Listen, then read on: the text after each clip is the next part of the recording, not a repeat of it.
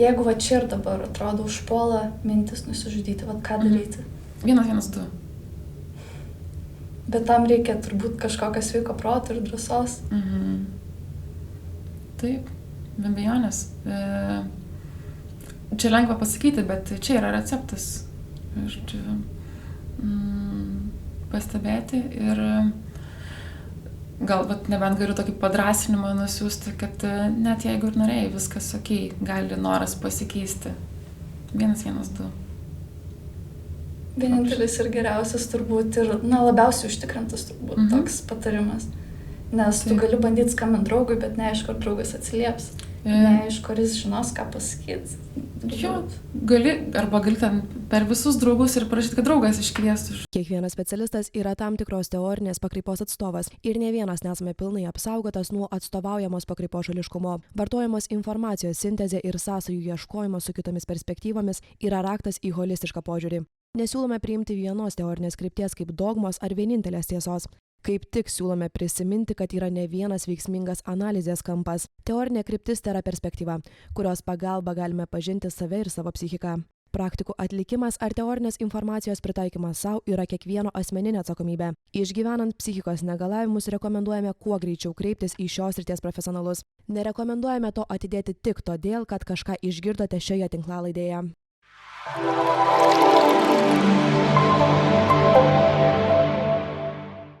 Labas, su jumis sveikinasi organizacija Jau dabar. Aš vardu Dominyka, o šiandien studijoje turime pašnekovę, psichologę doktorantę Miglę Marcinkevičiūtę. Labas. Labas. Šiandien nusprendėm pakalbėti apie savižudybės. Nors Lietuva jau ne pirmus metus pirmauja savižudybių skaičiais, apie tai nėra kalbama pakankamai. Šiandien aptarsime ne tik tokius atvejus, ką daryti, kai artimasis nusižudo, arba kaip atpažinti suicidinės mintis savyje, taip pat aptarsime, ką reiškia suicidiniai juokeliai ir panašus dalykai. Taigi, Miglė, pirmą noriu padėkoti, kad atvykote. Norėčiau paklausti, koks jūsų ryšys su savižudybių tema? Toks įvairiapusis, man atrodo, visai. Gal daugiausiai aš tyrinėjau savižudybės.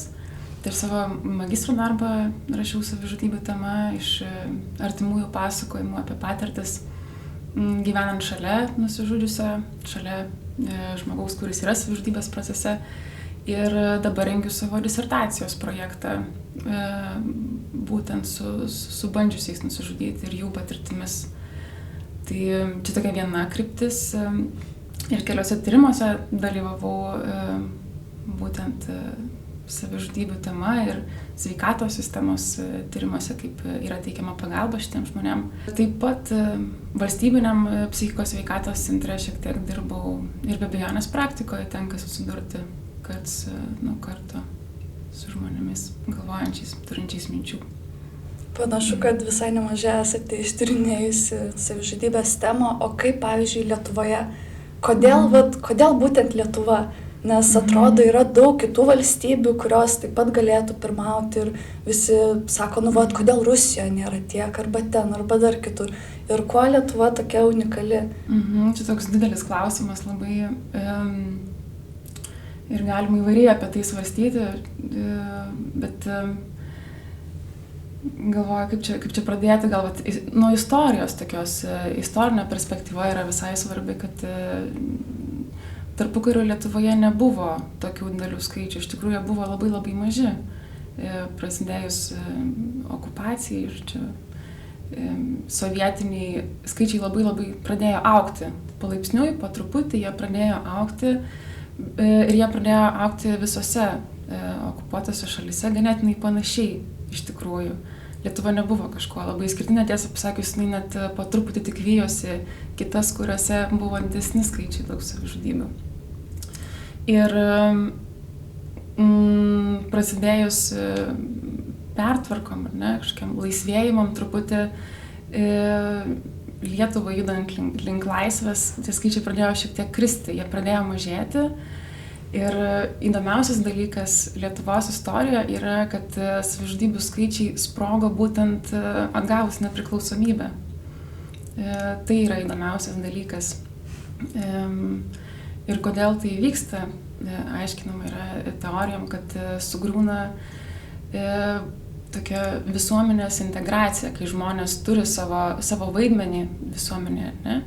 Atgavus nepriklausomybę, visas stabilumas, pastovumas dingsta. Žmonės praranda savo vaidmenį, jie turi viską kurti absoliučiai iš naujo. Ir tai yra ganėtinai sunku žmonėm. Nors ir jie gyveno kai kurie kančioje, ne? Bet tai buvo kažkoks stabilumas. Tai va.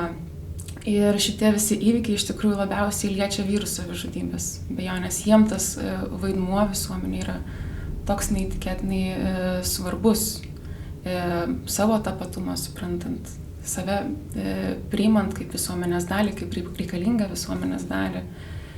Tai va, ir žodžiu, judant toliau, aplinkinės šalys nemažai skiria laiko tam, kad būtų skirta ir finansų, ir kažkokios sistemos darbui su šita krize savižudybių. Lietuvoje to mažiau, daug mažiau yra tam skiriama laiko, sistema yra dar tokia tik tai labai kukliai besikūrinti. Jis dar negeba atstovėti tų poreikių žmonių, gal ypač periferijoje, mažesniuose miesteliuose, rajonuose labai trūksta pagalbos, kad pati sveikatos sistema galėtų priimti tuos žmonės ir suteikti jiem reikiamą pagalbą. Tai gal toks būtų trumpas, o šiaip yra daug visokių dar subtilybių aplinkui tą. Jo, iš tikrųjų visi šitie sociopolitiniai ir kultūriniai veiksniai atrodo labai svarbus. Ir norėčiau dar paminėti vieną momentą, kai aš domėjausi įvairiais visuomenių vystymosi modeliais, pastebėjau, kad Lietuva yra tokioje labai įdomiai sankirtoje tarp šiaurės, rytų ir vakarų. Ir atrodo, kad Lietuvai tenka kažkaip tą visą susikirtimą išgyventi, dar tą visą postsovietinį požiūrį, tada iš šiaurės tą tokį kaip ir progresyvizmą ateinantį ir iš vakarų tą tokį produktyvumą ir visą materializmą. Ir Lietuva po to nepriklausomybės atgavimo atrodo, kaip ir sakėt, pasimetę žmonės, nes atrodo tiek daug pasirinkimų ir nežino, ko griebtis ir kaip gyventi. Tu labai gražiai sakai, kad atsinešam tokią ir tradiciją nepasakoti, nesidalinti truputį, slėpti tam tikrus savo sunkumus, ar ne? Mesgi negalėjom anksčiau, negalėjo mūsų tėvai sakyti, kad sunku, nebuvo tokios praktikos gyvenime. Ir staiga atsiranda didžiulės galimybės ir laisvės, ir net spaudimas būti laimingu, kas iš esmės yra wow. Jo, iš tikrųjų, taip svarbu turbūt paminėti, kad iš vis Sovietų Sąjungoje nebuvo tokio dalyko kaip psichoterapeutas. Tais laikais būdavo tik psichiatrai ir iš vis, jeigu žmonės eidavo pas psichiatrą, tai jau kai būdavo žiauriai blogai ir, žmonės stengdavosi neiti, nes atsimenu tą požiūrį, iš tikrųjų net pas mano tėvus kažkiek yra tas požiūris. Ir ypač pas senelius, kad jeigu jau nueisi pas gydytoją ir prašysi pagalbos psichologinės, tai jau būsi nurašytas, tau bus sunku darbą susirasti, ir man atrodo visai dar nemažai šiaip tokio požiūrio yra pas žmonės likusio. Yra likę, be abejonės, jis įsirašo į tokią kultūrinę atmintį labai stipriai. Tikrai. Ir dabar aptarus kultūrinius visokius, sociopolitinius momentus, gal galima aptarti, ar yra kažkiek genetiniai veiksniai arba biologiniai veiksniai, kurie gali padidinti riziką savižudybės? Tiesą pasakius, aš žinau, kad yra tam tikrų tyrimų, kurie bando tyrinėti tai, kiek genetiniai veiksniai yra svarbus savižudybei. Aš pati kažkaip niekada nepriejau gal tokio taško, kai man reikėjo tuo pasidomėti. Tai labai daug negaliu komentuoti. Gal iš tokių biologinių veiksnių, kas galėčiau įsivaizduoti, kad yra svarbu, tai vis tiek visas nervų sistemos išsivystymas, jautrumas, tokia hormonų veikla, kiek stipriai žmogų tai užplūsta, kiek jis geba tą priimti savyje. Tai šitie nebent. Ir kitas dalykas, be abejonės, vis tiek savižudybė yra toks kokteilis priežasčių. Tai niekada nėra viena priežastis. Ir labai dažnai visą šitą kokteilį įsipainioja kažkokios fizinės sveikatos sunkumai, chroniškos ligos, tokios, su kuriam sunku gyventi. Tai iš šitos pusės aš manyčiau, kad tie nebent genetiniai, biologiniai. Apie tokį dalyką kaip savižudybės genas nieko negalėčiau. Jo, atrodo, dabar labai visi nori surasti vieną geną, kuris atsakytų visus klausimus, bet per daug paprastas turbūt. Taip, man atrodo, savižudybė kitoks dalykas yra, jis nėra taip užkoduotas, tai yra labiau problemos sprendimo procesas, kuriame žmogus atsiduria tam tikrų metų susiklošimus, tam tikrom sąlygom. Tai būtų smagu turėti tokį, radarą ir duoti kažkokią piliulę, bet taip neveikia.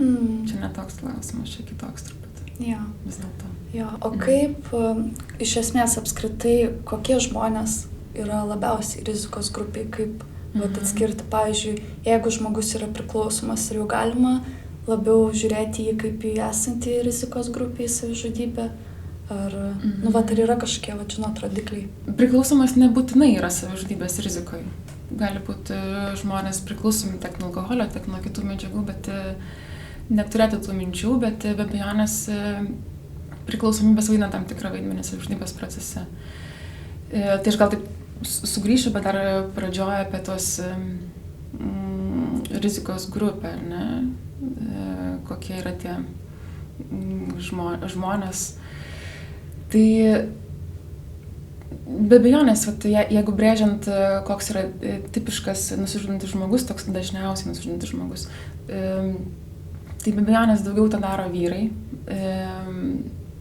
vyresnio amžiaus, šiek tiek, 40, 50, 60 metų, daugiau nusižudo kaimuose gyvenantis žmonės negu miestuose. Miestuose dar šiek tiek dažniau yra ir jaunesnių žmonių savižudybių negu kaimuose, bet galbūt tokie, vieniši tokie, kur nesidalina dalykais, kuriem labai labai svarbus tas mano kaip darbingo žmogaus įvaizdis. Tie, kurie patiria daug sunkumų ir neturi kur jų išveikti.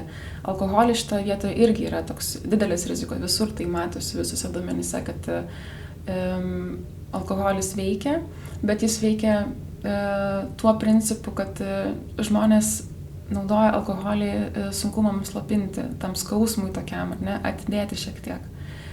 Tai labiau iš šitos pusės. Jis pats savaime nėra toks sukėlėjas būtinai, bet jis yra indikatorius, toks padedantis suprasti, kad žmogus gali kęsti. Ir ne tada, kai jis tiesiog naudoja alkoholį, bet tada, kai naudoja alkoholį ir kitas medžiagas slopinimui, užsimiršimui. Tai yra tikrasis tas rizikos veiksnys. Kaip simptomas galima sakyti? Tikriausiai. Kokie dar gali būti požymiai ir simptomai, kad žmogus yra linkęs į savižudybę arba kad jau galvoja, iš šono, ką galima būtų pamatyti? Aš galvoju, taip, rizikos grupę apsibrėžiant, gal pasidalinau, bet galvoju, ir svarbi mintis, kad tokia rizikos grupė išskirti gal svarbiau, kad kažkokias prevencinės priemonės nori taikyti, bet kai prieš mane yra žmogus, tai jis arba galvoja, arba negalvoja, ir jis gali ir priklausyti tai grupė ir gali nepriklausyti. Tai tą galima turėti mintyje, bet absoliučiai bet koks žmogus gali turėti minčių apie savižudybę. Net sunku būtų pasakyti, koks negalėtų. O tie rizikos veiksniai, tokie, kurie matosi iš šono, jie irgi yra šiaip ganėtinai įvairūs. Bet labiausiai, per ką galima atpažinti, tai yra tikriausiai toks drastiškas pokytis žmogaus veiksmuose. Iš esmės, tai reiškia, kad žmogus perlipa iš tokio noro gyventi į norą nebegyventi.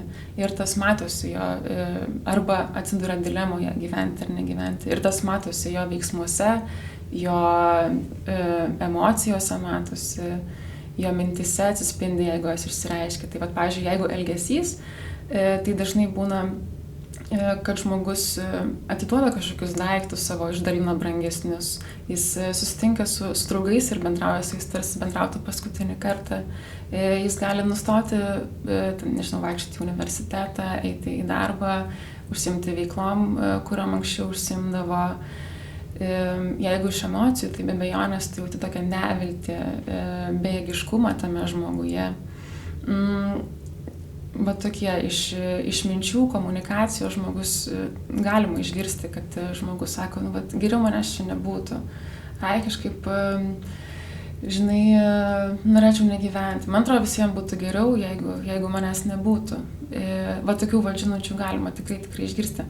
Bet yra dar kita grupė žmonių, dėl ko tas pokytis svarbus, kad kartais žmonės tampa džiugesni, jie tampa daug laimingesni negu buvo, nes jie rado sprendimą savo neįtikėtinai sunkiai gyvenimo situacijai.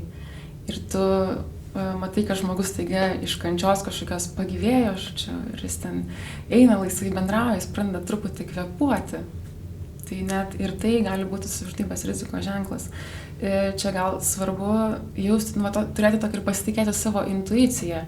Jeigu tu pajunti kažkokią kryptį, kad galbūt žmogus neįtikėtinoj kančioj, ir jauti tą judėjimą link nebuvimo, jis kažkokiu būdu ištransliuoja, tai tada ir klausti. O kaip prieiti prie žmogaus? Įsivaizduokim, kad artimas žmogus rodo tam tikrus požymius, kuriuos čia apibūdinai, nuo ko reiktų pradėti, ką daryti, kaip, nes baisu išgąsdinti žmogų, nes atrodo, jei ne taip prieisi, jis dar labiau atsitrauks. Be abejonės, baisu išgąsdinti, bet ir pačiam gali būti labai baisu paklausti dėl įvairių priežasčių. Tai čia reikia labai kažkaip savo tokio, pastiprinimo suteikti ir palaikymo ir turėti mintyje, kad šiaip verta, kad tu gali išgelbėti, gali kažkaip išgąsdinti, bet blogiausia, ką žmogus padarys, tai pasijuoks iš tavęs, ar ne, kad ką tu čia šneki maždaug, aš kad negalvoju, bet gali būti, kad jis iš tikrųjų galvoja ir tokiu būdu, jeigu aš paklausiu jo, aš jam suteiksiu erdvės apie tai pasikalbėti. O kaip tą galima padaryti? Tai pasitikėti tuo savo vidiniu tokiu jutimu ir sakyti, aš kažkaip pastebėjau, kad pastaruoju metu tu niekur nebeini, nebendrauji su nieko, ar man kažkaip neramu, ar gali būti, kad tu galvoji apie savižudybę. Ir tokiu būdu, paprasčiausiai, nebijoti to žodžio savižudybė. Tikrai, nes jeigu žmogus turi tokių minčių, tai jam ir pačiam suteiks drąsos, nes jis tame gyvena ilgai, nebūtinai išsigąs, ne. Jis kaip tik pasijus, kad tu priemi tokį jo gyvenimą ir mintis, kokias jis turi, ir tu jam suteiki erdvės. Ir jeigu jis pasakys nesąmonę, tai bus bendrausi toliau čia. O jeigu pasakys taip, galima klausti, papasakok, kaip tu čia atsidūrei, kas nutiko. Paprasčiausiai suteikti erdvės tokios pasidalinti, nes jam yra neįtikėtinai sunku tam žmogui. Tikrai sunku ir neveltui jis tokių minčių turi savo gyvenime. Ir jeigu tu suteiksi, paklausi, tu suteiksi daug labai paramos ir tokio artumo kažkokio. O ar to užtenka? Nes vis tiek gali būti, kad suteiki artumo, suteiki paramos, žmogus įsipasakoja. Ir gali neužtekti to. Atrodo, man net dabar kyla baimė, įsivaizduojant tokią situaciją, kur atrodo, o jeigu ne taip padarysiu, arba kažką, nepakankamai kažko pasakysiu, nepakankamai duosiu, arba duosiu per daug. Ir iškart toks. Čia, natūralūs tokie klausimai, be abejonės. Mes negalim būti tobuli, mes niekada nieko tobulai nepadarysim. Visada rasim, jeigu norėsim dalykų, kurie galėtų būti geriau padaryti. Tai nebijoti padaryti bent truputį. Užtenka bent truputį ir jau tai gali būti. Jeigu tu negali, jeigu padarysi kažkokią klaidą, tai padarysi, o gal tu padarysi kažką labai gražaus neįtikėtinai. Tai savo leisti tą daryti ir stengtis, bet to nebūtinai užtenka, be jo, nes kaip tu sakai, čia tokie pirmidų žingsniai. Būtų labai, labai, labai gerai, jeigu taip pasikalbėjus ir jauti, kad tam žmogui, dar kažko trūksta, nukreipti pas specialistą. Tas labai, labai gerai būtų. Galima net padėti jam užsirašyti, pasakyti, kad man neramu, gal susiraskim kokį žmogų, aš palydėsiu tave, ir jam bus maloniau, kažkiek drąsiau. O suprantu dabar, kad kai klausiu, aš kaip ir pati savį žinau, atsakė, kas jeigu žmogus nenori. Jisai sako, man nereikia, man nepadės, yra taip ir taip, aš žinau kaip yra ir nėra jokios išeities, aš žinau, kad nėra jokios išeities. Ir atrodo toks siauras mąstymas ir labai sunku prasiskverbti kažkaip pro tokio mąstymo žmonės ir ką patartume daryti tokiu atveju? Jokiu būdu nesiskverbti. Nes nereikia skverbtis, reikia palikti tam žmogui erdvės. Jeigu jis sako, kad neįtikėtinai svarbu ir aš nejaučiu, kad kažkas gali padėti, tiesiog, gali būti, aš suprantu, kad tu jautiesi, kad niekas nepadės. Aš tik įsivaizduoju, kad tai gali būti sunku.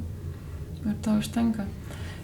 Varu, tu nenuvarysi žmonių, žinai, negalima to tikėtis be abejonės. Mes tik galim siūlyti pagalbą, bet negalim jokių būdų, kažkaip naudoti tos prievartos, tik tokiais jau kritiniais atvejais visiškai.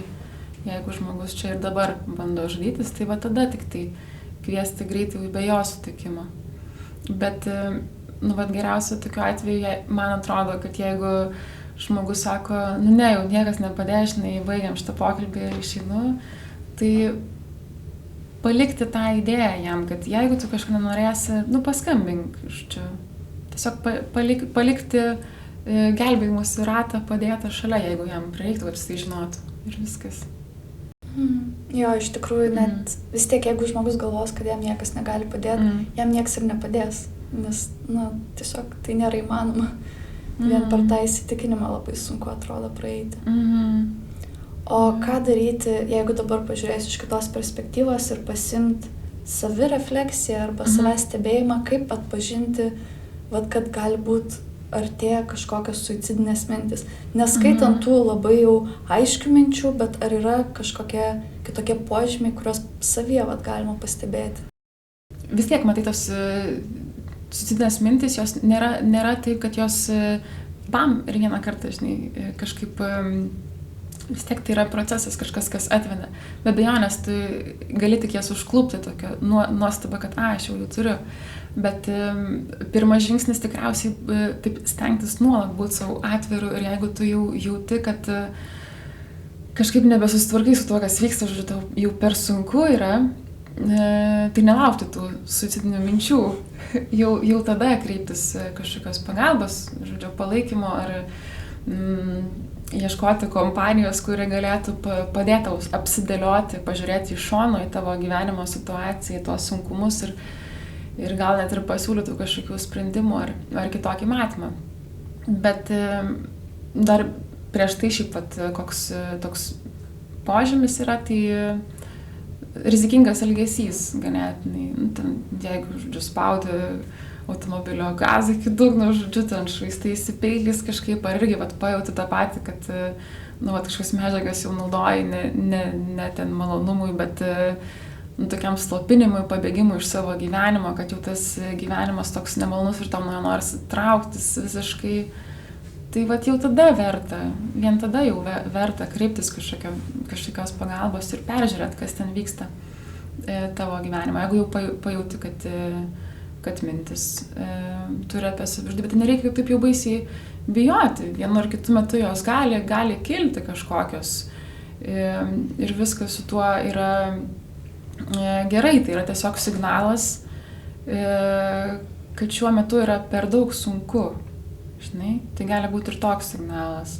Ir reikia kažkaip nepraleisti, eiti pagalbos. Tai yra, ženklas, kad jau man per sunku, iš esmės.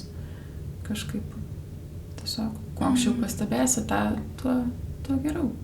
Jo, iš tikrųjų, kaip tik vieną klausimą paminėjot, atsiuntė skaitytoja ir jinai klausė, ką daryti, jeigu aš jau prisileidau mintis apie savižudybę ir kaip nuo jų kažkaip pabėgti arba kaip susitvarkyti su to, kaip integruoti. Nes atrodo, pradžioje gali, kai pirmą kartą kyla tokios mintis, gali net baisu pasidaryti ir pasidaro įdomu apie ką jos ir tada atrodo, kad vis daugiau apie tai galvoji ir galbūt ir įsisuki, bet juk negali pamiršti minčių, nes vis tiek vienintelis kelias turbūt yra integruoti kažkaip jas. Žinai, kai sakai mintim eik iš čia, tai jos dar labiau lenda. Taip, tai kaip ir sakau, mintis apie savižudybę iš esmės yra toks, vis tiek savižudybė yra labiausiai ne tai, kad noras mirti pats savaime, dažniausiai tai yra noras negyventi to gyvenimo, kurį gyveni. Ir mintis apie savižudybė, jeigu jis atkeliauja, tai yra signalas toks jau stiprus, tikrai labai stiprus signalas, kad aš jau gyvenu ne taip, kaip norėčiau, iš esmės, kad man jau sunku tvarkytis su tuo, kas arba susiklostė, arba susikūrė, žodžiu, mano gyvenime, aš labai norėčiau, kad būtų kažkaip kitaip, aš jau nebeturiu jėgų praktiškai su tuo tvarkytis. Tai kalbėjimasis yra geriausias, man atrodo, šitoje situacijoje. Ir aš siūlyčiau tikrai labai, labai mielai kreiptis į specialistą, psichologą, psichoterapeutą, atrasti, kas ten tokio, vat keletas mintis, iš kur jos, kodėl tuo metu būtent, o ne kitur. Ir galų gale galima netgi rengtis kažkokį jau ir planą, kas būtų, jeigu jos ir vėl kiltų, žodžiu, kas yra tos situacijos, nes kai ateina žmogus su mintimis, tai yra įvertinama jo rizika ir paskui sudaromas toks saugumo planas, žodžiu, ką daryti, kai jos kils galima. Bet tai labai priklauso nuo gyvenimo situacijos. Labai individualus tai yra atvejai, jis laikas skirtingi. Tai va, bet siūlyčiau kalbėti su specialistu apie tą savo gyvenimo situaciją. O kas būna tam plane, kai kyla mintis, kas būna tam plane, kur jūs aptarėt, kokie veiksmai, tarkim, 1, 2, 3? Iš esmės yra svarbiausia tokiuose planuose pasižiūrėti, kokiose situacijose dažniausiai žmogui kyla tos mintis. Ne? Nes kažkokie būna tokie triggeriai vadinami, kurie paleidžia tą visą mechanizmą stipriai, pasižiūrėti, kaip jis vystosi ir kokie, pavyzdžiui, yra tokie veiksmai, kuriuos gali pats žmogus padaryti, kad jam būtų truputį lengviau ir kad jis pasijustų, pavyzdžiui, saugesnis ar geriau. Ir kokie yra pagalbos kontaktai, į kuriuos jis gali kreiptis ir pasikalbėti. Nes labai svarbu nelikti vienam tokioje situacijoje. Labai labai svarbu su kažkuo dalintis ir tą ryšį palaikyti. Jo, suprantu. Ir logiška būtų iš tikrųjų daro tokius planus žmonės, kai būna, tarkim, labai panikos priepuolis artėja ir turi kartais planą pasirašę, ką daryti. Tai čia aš įsivaizduoju kažkas panašaus, nes vis tiek toj būsenoje kažkiek pasimiršta kažkokie dalykai, kuriuos tu gali būti pasiruošęs. Taip, labai gali taip susiaurėti matymas į tokį siaurą lauką ir jeigu tu turi špargalkį įsitraukti iš kišenės, gali pasižiūrėti visai. Neblogai gali suveikti. Turbūt visiems gal net būtų naudinga kažką tokio pasidaryti sunkiam situacijom, ypač jeigu jos kartojasi. Ir jeigu vis padarai kažką, kas nepadeda tai situacijai visiškai. Jo, dabar truputėlį patrauksiu mūsų pokalbį į kitą pusę ir noriu paklausti apie dalyką, kuris man labai įdomus ir mūsų komandai irgi buvo labai įdomu. Tai yra apie juokelius internete, kurie yra būtent apie savižudybės ir suicidizmą ir tuos visus memus. Ir visą tą tokį nihilizmą, tą tokią bangą internete, kuri dabar atrodo taip idealizuoja savižudybės ir idealizuoja tą tokį nihilistišką požiūrį, tą visą beprasmybę, iš jos juokiasi. Ir iš tikrųjų yra net pilna uždarų Facebooko grupių, kur ten po keliasdešimt tūkstančių žmonių, kurie tiesiog juokiasi iš tokių memų ir komentaruose komentuoja, kaip nekenčia savo gyvenimą ir kaip norėtų nusižudyti. Ir viskas vyksta tokia kaip ir humoro forma, bet iš tikrųjų pažiūrėjus iš šono, atrodo kažkas labai netaip toj situacijai. Ir galvoju, gal galėtum kažką pakomentuoti. Įdomu, aš tokių, reikės pasižiūrėti. Galėsiu pridėti grupę. Galėsiu pridėti. Apie juokelį, apie savižudybės, nihilizmą, ne, tokia. Koks klausimas? Tiesiog. Iš esmės apie ką jie yra, nes yra kaip ir gali būti 2 skirtingi klausimai, nes vienas yra, kai žmogus tiesiog pastovi apie tai juokauja, bet yra ir kitas toks visiškas interneto fenomenas, kur žmonės galbūt nelabai tarpusavį apie tai kalba ar juokauja, bet nueina į internetą, ten yra vien nepažįstami žmonės, jie nueina į tą grupę ir juokiasi iš memų apie savižudybę. Ir čia yra jų laiko praleidimo būdas. Taip tiesiog tas visas fenomenas, man atrodo, taip kažkas netaip. Neskaniai, ar ne? Jo, labai neskaniai. Taip, žodžiu, juokeliai apie savižudybės. Patys savaime tokie, man atrodo, nereikštų, kad kažkas yra neįtikėtinai, žodžiu, blogai, arba ten žmogus yra linkęs į savižudybę. Bet gali būti. Iš to, ką pasakoju, va tokia va situacija, kur žmonės net labiau dalinasi, taip atrodo, jau ten savo vos neketinimais ar ne kažkokiais situacijom gyvenimo. Internetas, matai, taip sukuria tokią erdvę, kur tu esi anonimiškas ganėtinai ir gali drąsiai pasidalinti mintimis, kuriomis galbūt taip jau nėra drąsu pasidalinti kažkokiam gyvenime, realesniam tokiam, ar ne, kasdienoje susitikus su žmonėmis. Tai visai įdomu, nes aš žinau, kad šiaip Facebookas vykdo tokią prevenciją, žiūri šitos raktažodžius ir reaguoja į tokius atvejus, bet be abejonės jie karts nuo karto praslysta. Ir tai vienas dalykas, kodėl žmonės taip elgiasi, tai man atrodo gali būti, kad yra kažkokia suicidinė rizika jų didesnė.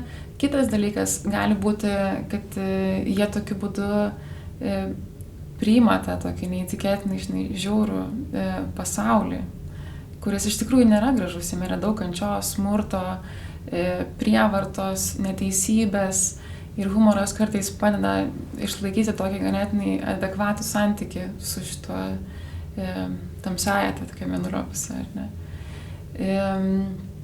Tai va, ką čia dar pridėti, galvoju. Turbūt atrodo, kad kalbėjot ir galvoju, tas raktažodis toks apie saiką.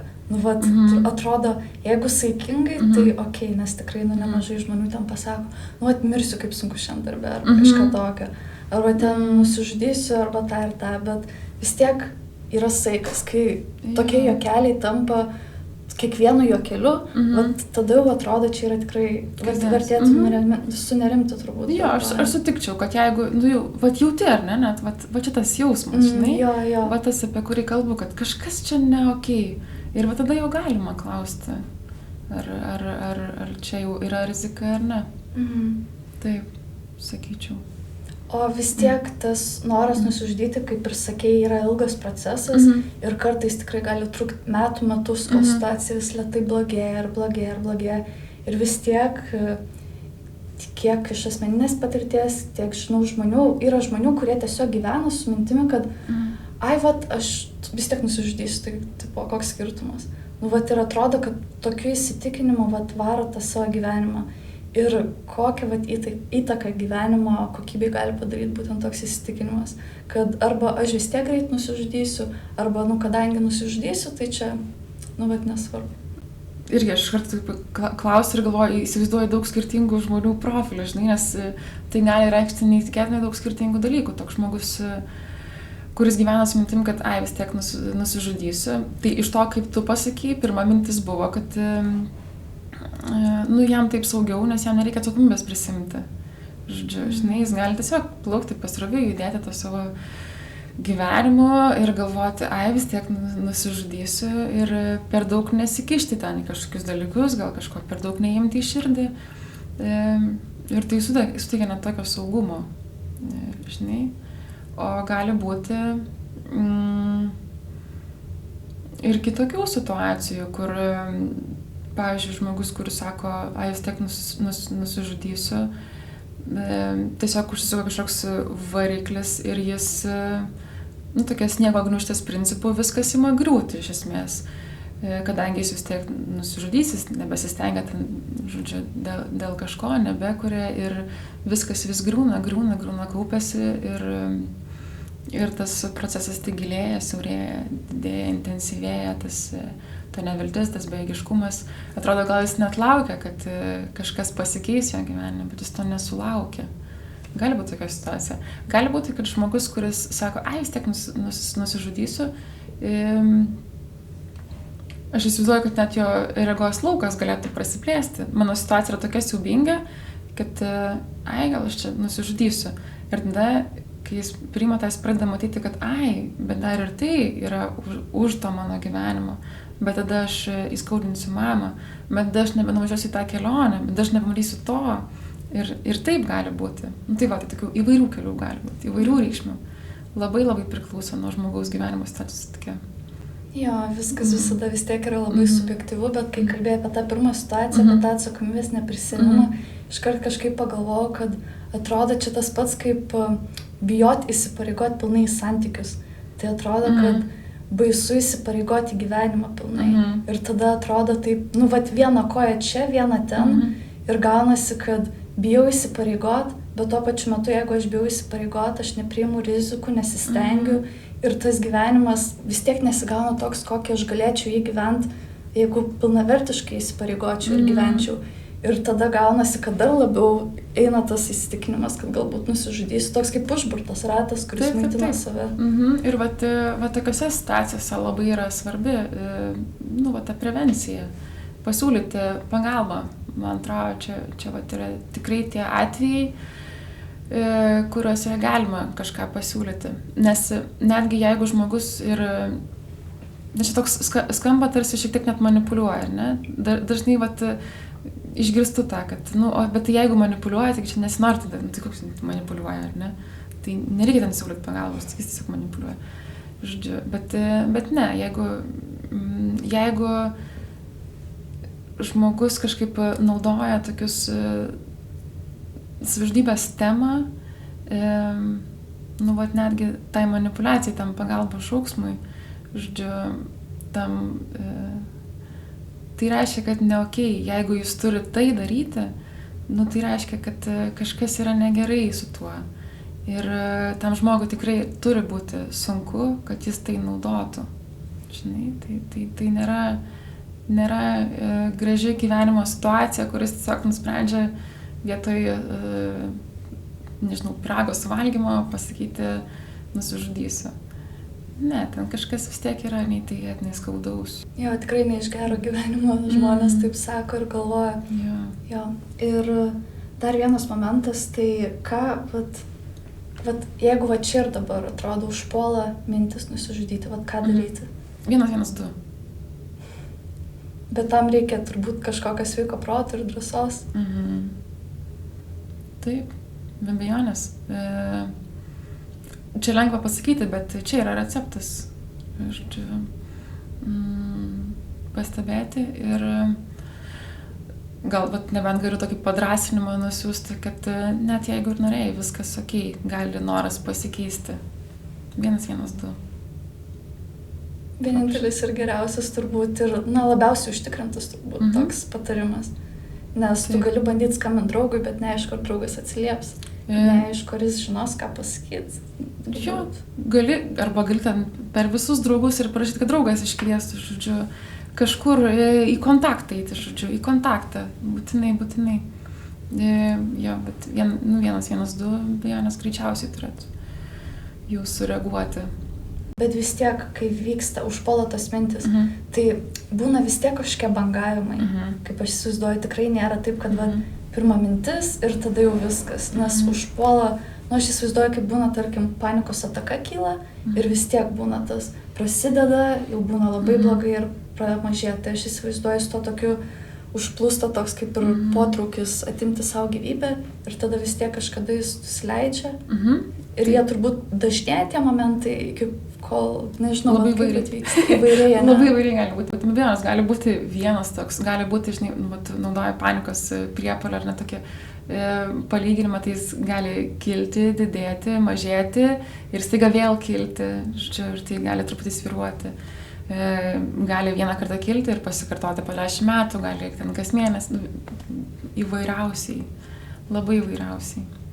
Tikrai, kaip tik man. O dažniausiai, jeigu, sakei, kad dirbai su žmonėm, kurie jau bandė nusižudyti, rašai apie tai, kaip atrodo žmogaus gyvenimas po nesėkmingo bandymo nusižudyti?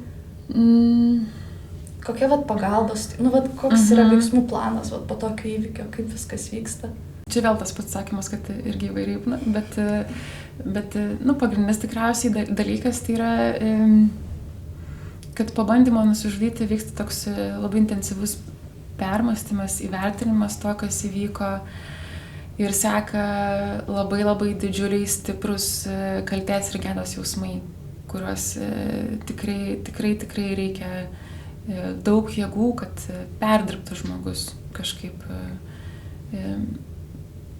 tai yra trauminė patirtis, tai yra iš esmės priartėjimas prie mirties labai labai labai arti. Ir tam reikia laiko ir priimti, išgyventi, įprasminti, kažkaip padaryti savo gyvenimo istorijos dalimi. Ir vėlgi, vieni žmonės parašo knygas apie tai, kiti žmonės, ten nežinau, pasakoja ir dalinasi, treti žmonės kartoja savižudybės, ketvirti tiesiog gyvena kažkaip, visaip irgi būna. Bet geriausias atvejis būtų, jeigu žmogus tą apdirbtų, žodžiu, tą integruotų į savo asmenybę kažkiek. Ir tai yra istorijos perrašymas, savo gyvenimo istorijos rašymas iš esmės, kalbėjimas yra labai labai geras dalykas. Tai va, pagalba kokia teikiama, be abejonės, jeigu yra kažkokių fizinių dalykų, tai turi atsistatyti fizinė sveikata, kažkokia tai reabilitacijos, žodžiu, ligoninė, jeigu žmogus stacionare, tada bendrauja su specialistais, psichiatrais, psichologais. Kai jis yra išrašomas, tai rizika tokia sumažėjusi, informacija yra siunčiama į psichikos sveikatos centrą, kuriame prisirašė žmogus ir su juo bendrauja specialistas. Dabar galvoju, pasakoju, bando klausti, kokios pagalbos reikia, kaip laikaisi, bet čia yra idealus atvejis, žodžiu. Mes turim jau įstatyminį pagrindą tam, bet tokia sistema, to testinės pagalbos dar nėra tokia gerai išvystyta, kad jinai būtų užtikrinta visiems žmonėms, kurie bandė nusižudyti. Daugeliu atveju žmogus lieka be nieko. Ir čia svarbu, kad jis kreiptųsi kažkur, rastų tą palaikymą. Labai svarbu yra, kaip šeima tą priima, nes kartais ir pati šeima stigmatizuoja, nekalba apie tai, atstumia tą žmogų. O reikėtų priešingai, žinai, kad kartu išgyventų. Ir šeimai tai yra šokas, be abejonės, artimiesiam. Tai va, tokių visokių dalykų yra. O kaip, pavyzdžiui, palaikyti žmogų, kurio artimasis nusižudė? Nes aš kaip įsivaizduoju, jeigu artimas žmogus nusižudo, turbūt daug kaltės jausmo turėtų būti, net jeigu, logiškai žmogus gali suprasti, kad padariau viską, ką galėjau, bet vis tiek ta kaltė turbūt šmėžuoja tikrai nemažai. Ką daryti tokiu atveju, kaip padėti, kaip padėti artimajam, kuris kenčia. Su artimaisiais yra toks įdomus visai dalykas man, pavyzdžiui. Jiem be abejonės irgi tai būna šokas, netgi jeigu jie ir nujaučia, kad nusižudys žmogus, jiem vis tiek tai būna šokas. Ir kas yra ganėtinai pavojinga, mano požiūrį, jeigu aš kaip specialistė dirbčiau su artimuoju, man būtų labai svarbu tai atkreipti dėmesį, kad artimasis, kai permasto, kas vyko, jis prisimena savižudybės rizikos ženklus, į kuriuos nesureagavo. Ir tai yra tokia našta ir tokia didžiulė kaltė, žodžiu, kad tuo metu, aš taigi dabar tai atsimenu. Taigi jis sakė, kad jis nori gyventi. Taigi jis nustojo eiti į universitetą. Aš galėjau sureaguoti, bet nesureagavau. Ir tai yra didžiulis skausmas tam žmogui. Tai va, ir jam irgi taip pat svarbu yra... dar vienas dalykas, kad artimieji labai ieško tokios priežasties, kodėl tai vyko. Kiek jie prisidėjo prie to, kiek neprisidėjo. Ir jie irgi turi surasti savo istoriją, kurią galėtų priimti tai kaip savo gyvenimo dalį. Tai yra iš esmės gedėjimo procesas, tik dar sunkesnis. Tai va, tokie dalykai ir kaip padėti, be abejonės siūlyti palaikymą ir pagalbą, siūlyti kalbėtis apie tai, sakyti, žinai, aš esu čia. Va čia, jeigu tu norėsi pakalbėti, aš čia. Nespausti, jokių būdų, nes artimasis turi turėti galimybę ir priartėti prie tos istorijos ir apie ją kalbėti, permąstyti, bet lygiai tiek pat svarbu ir kad jis turėtų galimybę atsitraukti, nes tai irgi yra to gedėjimo dalis. Kartais atrodo, kad jeigu jis traukiasi, tai bėga, bet ne. Tai irgi toks priartėti, pasitraukti. Ir tai ilgas procesas. tokio permąstymo. O ką mes galim daryti, tiesiog pasiūlyti buvimą šalia, pasiūlyti specialistą kažkokį. Bet labiausiai, kas padeda artimiesiam, tai atrodo tos pagalbos paramos grupės, kuriuose yra tą pačią patirtį, panašią patirtį turintys kiti žmonės. Tai yra Artimiems LT, pavyzdžiui, nusižudžius artimiesiams paramos grupės, tokios rengiamus, kurie gali dalintis savo istorijom ir gali rasti kažkokią atsvarą. Atrodo, kad tiek artimiesiems, tiek išgyvenusiems po bandymą nusižudyti svarbu, kaip minėjot, tą naratyvą pakeisti, savo gyvenimo istoriją, tą visą kontekstą. Atrodo, tarsi reikia paimti ir iš naujos perspektyvos viską per naują peržiūrėti. Nes panašu, kad be to nelabai yra kažkokios kitos išeities, nes tiesiog būtų per sunku gyventi. Tai yra labai sunku. Tikrai yra labai sunku ir klausytis interviu, skaityti, kalbėtis su tai žmonėmis, tu jauti tą sunkumą. Tikrai. Ir ten nieko negalima spausti, nieko negalima greitinti. Viskas turi to žmogaus ritmu, kuo daugiau palaikymo. Žmonėm, pavyzdžiui, artimiesiam labai svarbu, kaip juos priima aplinkiniai. Labai skaudu, kai atstumia, net kaltina. Tai yra žiauru. Jo, turbūt kaltės ir šiaip jau yra labai daug, o jeigu dar kaltina, tai taip. dar sunkiau. Pabaigai, ką patartum, ką mes kiekvienas nuo savęs galėtumėm kasdieną padaryti, kad bent kažkiek prisidėtumėm prie prevencijos būtent tokių įvykių. Nes, kaip suprantu, svarbu yra kalbėti apie tai, kaip mes jaučiamės kiekvieną dieną, bet mes ne visi visada tai darom. Ne visi kiekvieną dieną paklausia savo draugų, kaip tu šiandien jautiesi, kokia tavo diena, kokie tavo jausmai kyla, kokios mintis. Bet kaip tai padaryti labiau kasdienių dalykų? Labai daug įvairių gali būti, įvairiausių būdų, be abejonės ir tas kalbinimas veikia. Bet aš gal tokį galėčiau net pasiūlyti atminti, kad pirmiausiai pagalvoti, kad gal nereikia tiek jau daug mums daryti iš tikrųjų. Kad mes kartais galvom, kad mums reikia labai daug daryti. Bet kartais leisti savo nedaryti kažko ir džiaugtis tuo nedarimu. Aš čia nekalbu apie žodžiu, kalbinimą žmonių su savižudybės rizika, bet čia gal tokio, žinai, kartais trojamės kažkokio darbo nepadarom, kažko ten nenuvažiavom, kažko nepasirūpinom ir tokiuose užsisukam permąstymuose, ko mes nepadarėm, ko mes nepasiekėm. Tai čia pirmiausia yra toks dialogas su savim užmezgimas, rūpinti savo tokia sveikata. Ir dar aš manau, kad geras kalbinimas psichikos sveikatos klausimų yra pagalbos prašymas nuo savęs pradėti. Paprašyti draugo pagalbos. Aš žinok, labai sutinku neįtikėtinai daug žmonių praktikoje, kurie be galo nori padėti vieni kitiem, bet jie neranda kam padėti.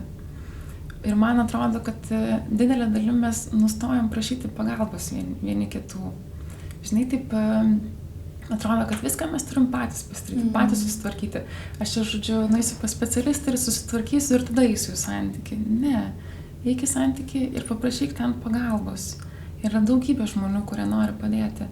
Ir aš manau, kad tas pagalbos prašymas, jis ir mums sveikas, bet jis ir aplinkinius padaro reikalingais ir dar aplinkiniam parodo, kad galima tas pagalbos prašyti.